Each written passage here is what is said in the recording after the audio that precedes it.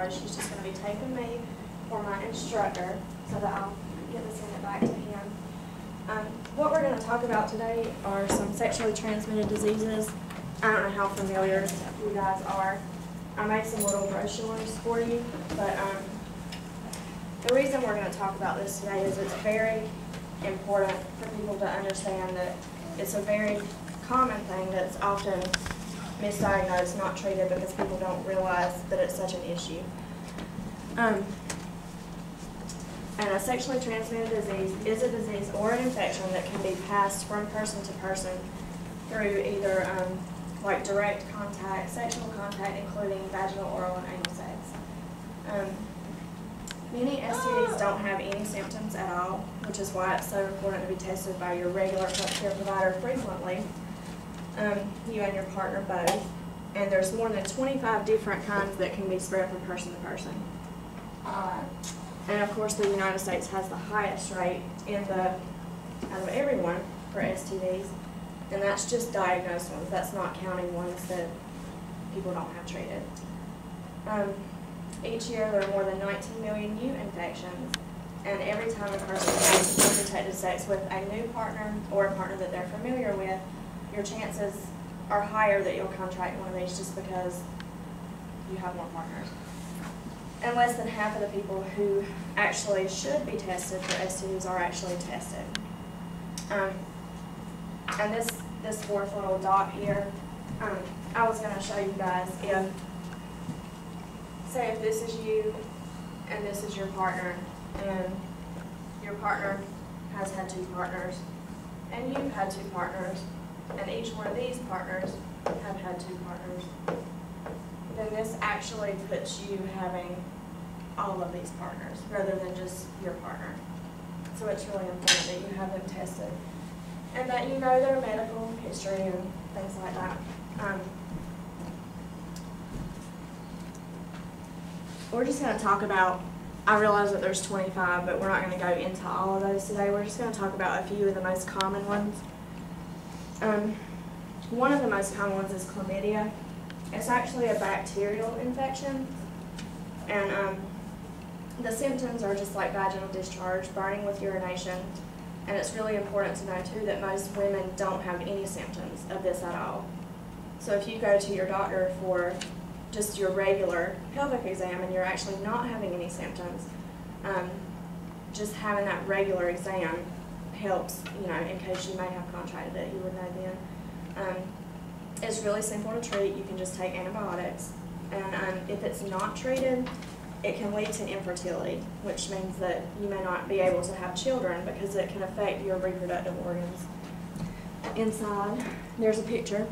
This is a cervix that has chlamydia, obviously, but and this is why you may not even realize you have it, because you can't see what all is in there.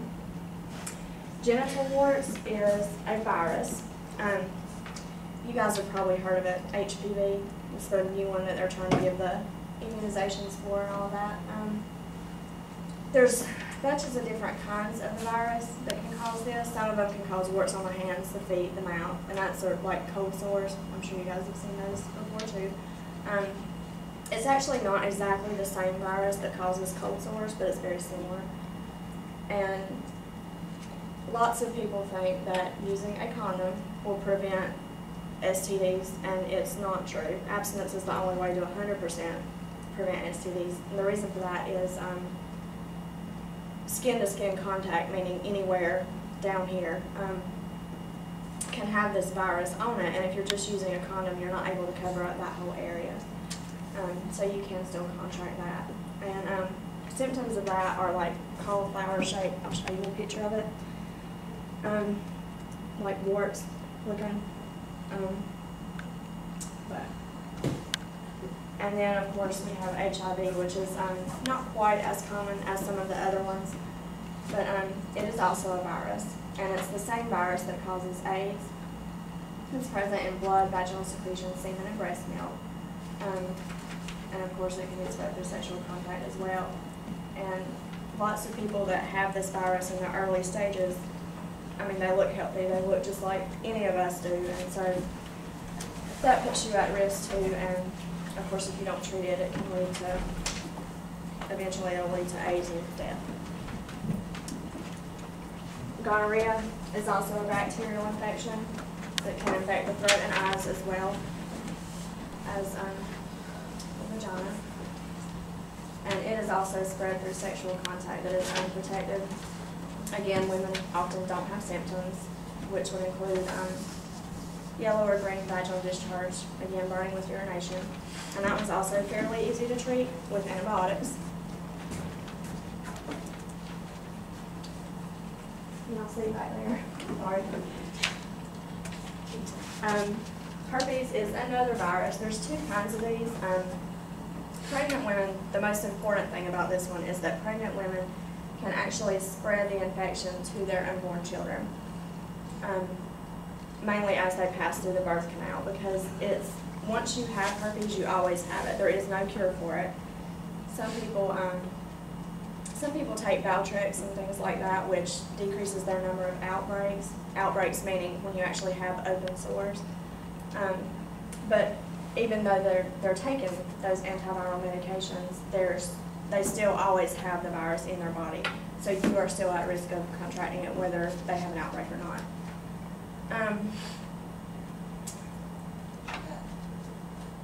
So if you are pregnant right now, when you go to your doctor, it's important to let them know if you're aware that you have herpes, or if you have been with a partner who may have it, because they need to be tested so that you can ensure that your unborn child will be healthy as well.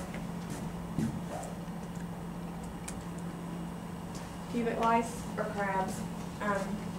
Pubic lice are little bugs that typically live in the pubic hair, although they can be all over your body and your eyelashes and things like that. They can also be spread through clothing, bedding, if you share a hairbrush with somebody or something like that. Symptoms of that would be itching and, of course, visible lice that look like that. And this is also important because some of the treatments that they have for this are actually over the counter, but they're not indicated for use in pregnant women. There actually have not been any studies done on those drugs to know if they're harmful to your baby or not. So you would need to go to your doctor and get some special products for that. And they're not really that easy to get rid of, but if you have an issue with this, the CDC just recommends putting your clothing, bedding, everything in a pillowcase with hot water and soap and washing it. And actually take care of it. Trichomonas, most people just call it trick. It is caused by a protozoa, which is a little bit different than a bacteria. It's just a single-celled organism with, it's spread through direct contact also. And it is probably the most common vaginal infection in women. Symptoms are frothy, foul-smelling vaginal discharge and itching. And this is also treated with antibiotics.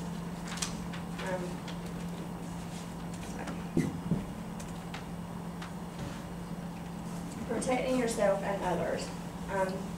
Like I said earlier, the use of a condom helps, but it does not necessarily protect you 100% from these problems because of the skin-to-skin contact.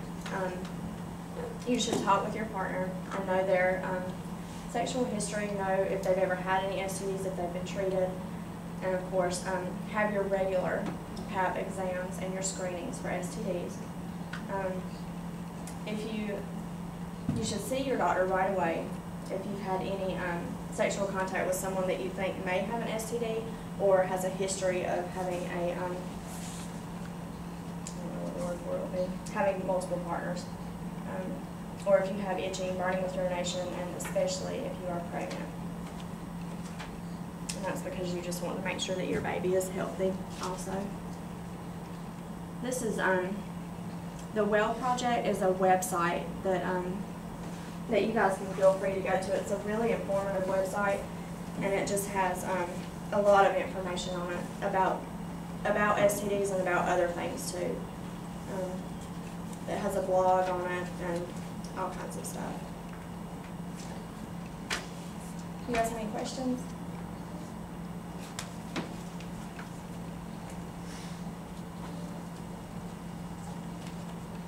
Tester. Come on. You done? No? Easy. It's quick. Still got about 40 minutes. 40 minutes. Oh. Somebody asked me a question. We don't have to stay here. But seriously, if you have any questions, now's a good time. Ask for anything Oh, else. and on the back of the brochure that I gave you guys, on the back of it, it's actually this piece right here. The health department is a really good resource for testing. They do low cost, sometimes free testing for women for STDs, and they try to keep track of that stuff to help decrease the frequency of it in our county. But unfortunately, the statistics are pretty bad for Sterling County. So if you have any questions or you don't have a regular doctor or something like that, you can always go to the health department and they'll test you there.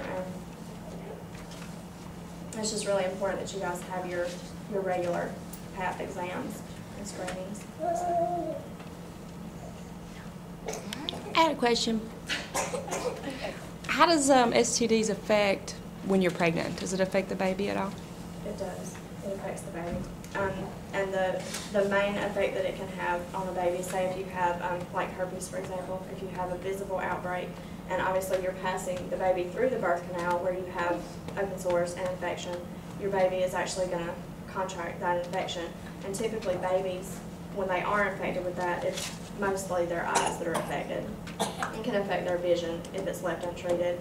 So you just want to be really careful about that. And usually healthcare providers will test for that when you're, as part of your routine OBGYN care. But if they don't, you guys need to be proactive and request to be tested, whether you've had multiple partners or not, because you never know who's been infected and who hasn't. So if your doctor is not, if you are pregnant and your doctor is not asking you about them, and you need to be asking them. Exactly, because it's ultimately it's your health and it's your baby's health that is affected by that. Any other questions? All right, y'all get out early today. I have no idea what time.